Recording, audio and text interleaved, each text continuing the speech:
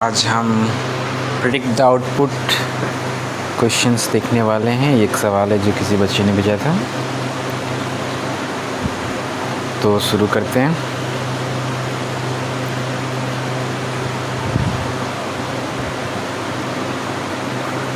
Okay, आइए सवाल पे। ये हमारा सवाल है। यहाँ पे जो पहला स्टेटमेंट है ये आपका फंक्शन डिफाइन का स्टेटमेंट है। जब पाइथन इंटरप्रेटर इसको रीड करेगा तो इसे इग्नोर कर देगा। क्यों इग्नोर करेगा? जब तक फंक्शन कॉल नहीं होगा तब तक इसके अंदर के स्टेटमेंट को ये एग्जीक्यूट नहीं करने वाला। तो हमारा जो पहला स्टेटमेंट है वो यहाँ से स्टार्ट हो रहा है। ये स्टेटमेंट नंबर 1 है, ये स्टेटमेंट नंबर 2 है और ये आपका स्टेटमेंट नंबर 3 है। तो स्टेटमेंट नंबर 1 को जब वो रीड करेगा तो लिस्ट नाम के वेरिएबल, जो कि एल वेरिएबल का नाम है हमारा, इसके अंदर ये वैल्यू को असाइन कर देगा। कौन सा वैल्यू है? ये जो वैल्यू लिखा हुआ है 25, 8, 75 और 12। क्योंकि ये लिस्ट है तो इसके इंडेक्स वैल्यू को भी हम एक्सेस पोजीशन प्रोवाइड करा देते हैं। ये 0 इंडेक्स पे ये एलिमेंट, 1 इंडेक्स पे ये, 2 इंडेक्स पे ये और 3 इंडेक्स पे ये एलिमेंट। अब आते हैं नेक्स्ट स्टेटमेंट में। जब ये नेक्स्ट स्टेटमेंट कॉल करेगा अपने फंक्शन को जिसका नाम है चेंज वैल्यू, तो यहाँ पे आप देखिए दो वैल्यू पास हो रहा है, एक L और एक 4। ये जो दो वैल्यू है ये कहाँ ट्रांसफ़र होगा? L हमारा वैल्यू M के अंदर जाएगा, ठीक है, और N के अंदर हमारा वैल्यू जाएगा 4। और L हमारा क्या? पूरा लिस्ट एलिमेंट है। तो ये दो वैल्यू हमारे फंक्शन डेफिनेशन के अंदर ट्रांसफ़र हो जाएंगे। और इसमें हम फॉर लूप स्टेटमेंट यूज़ किए हैं। फॉर लूप में जो i का वैल्यू है ये रेंज फंक्शन के अकॉर्डिंग डिपेंड करेगा। तो n का वैल्यू क्या है हमारा? 4। तो हमारा रेंज फंक्शन स्टार्ट हो जाएगा 0 से 3 तक, क्योंकि रेंज फंक्शन में एक वैल्यू कम चलता है। तो ये हमारा i का वैल्यू हो गया। अब हम पहले कंडीशन पे आते हैं। ये हमारा कंडीशन नंबर 1 है। तो इस कंडीशन पे mi मॉडुलस 5 है।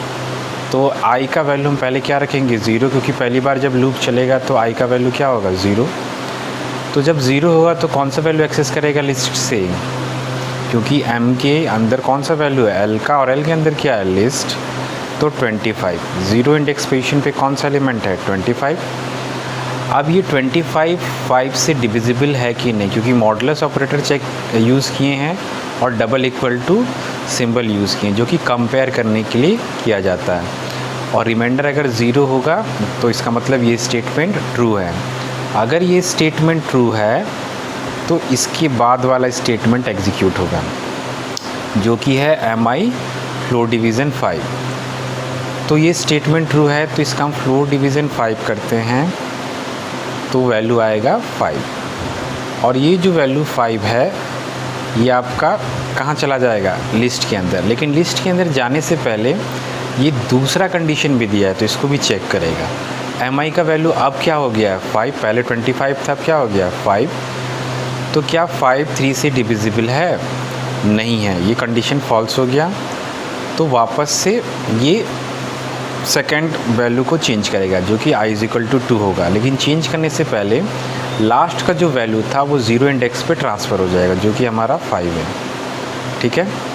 अब जब हम इंडेक्स वैल्यू चेंज कर रहे हैं i = 1, तो हमारा m के अंदर वैल्यू हो जाएगा 1 और इसकी जगह एलिमेंट आ जाएगा 8। अब पहला स्टेटमेंट का कंडीशन चेक होगा, क्या 5 से डिविजिबल है? नहीं है। सेकंड चेक करेंगे, क्या 3 से डिविजिबल है? नहीं है। तो सेकंड इंडेक्स पोजीशन का जो वैल्यू है हमारा वो एज इट इज़ रहने वाला है, इसमें कोई चेंजेस नहीं होगा, ठीक। अब आते हैं नेक्स्ट स्टेटमेंट पे। अब जब i का वैल्यू हमारा चेंज होकर क्या हो जाएगा? 2। तो 2 पे कौन सा एलिमेंट है? 75। अब 75 5 से डिविजिबल है पूरी तरह से? यस है। नेक्स्ट स्टेटमेंट एग्जीक्यूट होगा, फ्लोर डिवीज़न करेंगे 75 का 5 से, तो वैल्यू क्या आएगा? 5 1 जा 5, 5 5 जा 25, 50। अब नेक्स्ट कंडीशन चेक करेंगे, क्या 15 3 से डिविजिबल है? हाँ है। 15 पूरी तरह से डिविजिबल है, तो नेक्स्ट स्टेटमेंट एग्जीक्यूट होगा जो कि mi फ्लोर डिवीज़न 3 है।